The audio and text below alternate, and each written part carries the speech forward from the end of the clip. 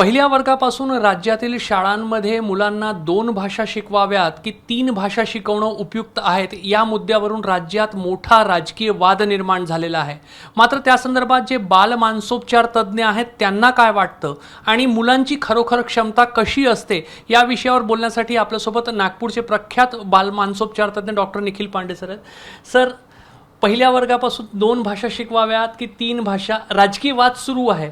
मात्र child psychology आणि विज्ञान या संदर्भात काय सांगतं?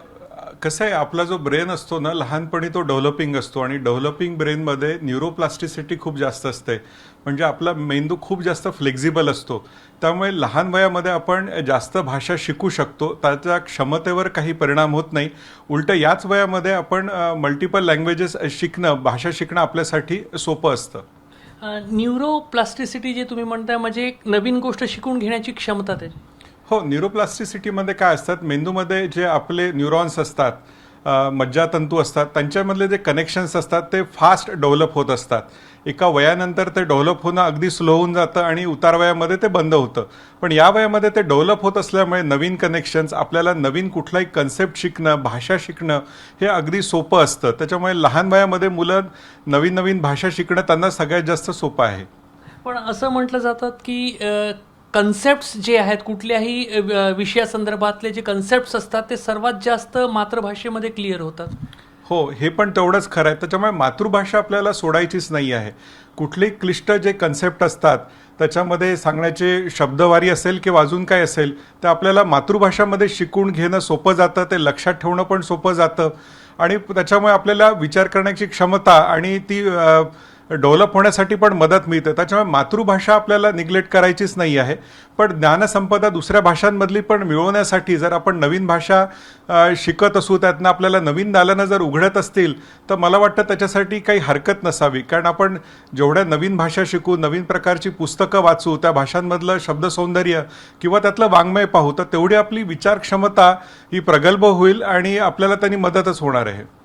पण काही तज्ज्ञ असंही म्हणतात की मुलांवर एक प्रकारचा बोजा पडेल, कारण एक मातृभाषेचं शिक्षण त्याला घ्यायचंच आहे. महाराष्ट्रामध्ये मराठी शिकावीच लागेल त्याला. मात्र सोबतच मग दुसरी भाषा इंग्रजी शिकायची आणि मग एक अतिरिक्त भाषा जर शिकायची असेल, हिंदी असेल किंवा दुसरी कुठलीही तिसरी भाषा शिकायची असेल तर त्याच्यावर एक अभ्यासाचा बोजा वाढू शकतो. अभ्यासाचा बोजा मुलांवर वाढतो ते आपण त्याला ते कसे मार्क्स देतोय की कसे ग्रेड्स देतोय त्याच्यावर आहे. मला वाटतं आपण हसत खेळत जर ह्या भाषा शिकत असू आणि त्याचा आनंद घेत जर शिकत असू तर मला वाटतं मुलांना भाषाच काय, गणित काय किंवा दुसऱ्या कुठल्याही विषयाचं ते त्यांना बोजाय वाटणार नाही किंवा त्यांना कठीण वाटणार नाही. मला वाटतं तो भाग आपल्या शैक्षणिक पद्धतीचा आहे. मुलांवर त्याचं टेन्शन येणार नाही त्याची काळजी आपण घेतली पाहिजे. पण त्यांना या भीतीपोटी त्यांना एक नवीन आपण जे ज्ञान मिळणार आहे त्याच्यापासून वंचित ठेवावं असं मला वाटत नाही. साधारणपणे एखादी भाषा म्हणजे वयाप्रमाणे मेंदूचा विकास होत असतो, बुद्धिमत्ता जी आहे ती विकसित होत असते आणि त्याच्यामध्ये जेव्हा नवनवीन भाषा किंवा नवनवीन गोष्टी आपण शिकतो तर ती बुद्धिमत्ता विकसित होण्याची गती पण या वयामध्ये वाढते का? हो, याच वयामध्ये ही गती जास्त असते. त्याच्यामुळे नवीन भाषा शिकणं मुलांना सोपं आहे. आम्ही कसं आहे की स्मृतिभ्रंशाचे पेशंट असतो त्यांना पण सजेस्ट करतो की जेव्हा आपल्याला भीती वाटत असते की आपले स्मृती कमी होते आहे तेव्हा त्यांनी आपल्या अन्नपदार्थांमध्ये जसं व्हिटॅमिन B12, व्हिटॅमिन D सोबत आपण कसं आहे की सुडोकू, शब्दकोड आहेत, तसेच आपण जर तंतुवाद्य शिकताय तुम्ही किंवा नवीन भाषा शिकताय तर त्यांनी तुमचं कॉग्निटिव्ह डिक्लाइन म्हणजे स्मृतिभ्रंश होण्याचे जे चान्सेस आहे ते कमी होत असतात. तर त्याच्यामुळे भाषा शिकण्याच्या आपल्या मेंदूला तल्लख ठेवण्यासाठी खूप जास्त मदत होते.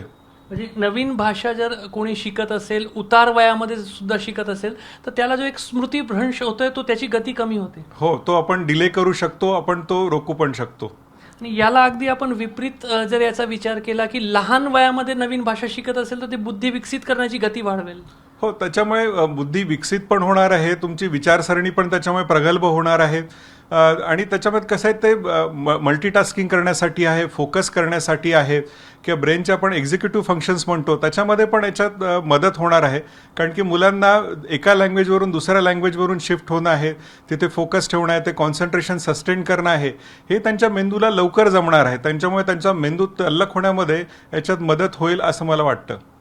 महाराष्ट्रामध्ये आपण राजकीय वाद बाजूला ठेवू, पण तो हिंदी विषयाच्या अवतीभोवती तो निर्माण झाला आणि हिंदी आणि मराठी दोन्ही भाषांची लिपी सारखी आहे, बरेचसे शब्द जे आहेत ते सारखेपणाने, तर ते या वयामध्ये ते मुलांना बुद्धिमत्ता आणि बुद्धी विकसित करण्याच्या अनुषंगाने जास्त सोपं, जास्त सोयीस्कर आहे.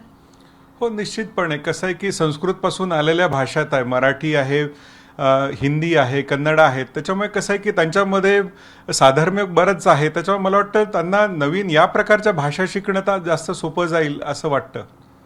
तर मानसोपचार तज्ज्ञांनाही असं वाटतंय की लहान वयामध्ये बुद्धी विकसित मुलांची तीव्रतेने होत असते. न्यूरोप्लास्टिसिटी असा एक त्या संदर्भातला शब्द आहे आणि ती त्या वयामध्ये तीव्र असल्यामुळे त्या वयामध्ये नवीन गोष्टी शिकण्याची क्षमता जी आहे ती वयाच्या कुठल्याही कालावधीपेक्षा जास्त असते आणि त्या कालावधीमध्ये शिकलेली गोष्ट जी आहे ती आयुष्यभर त्या मुलासोबत तर राहतेच आणि सोबतच त्या मुलाची बुद्धी तल्लख करण्यामध्येही मदत मिळते.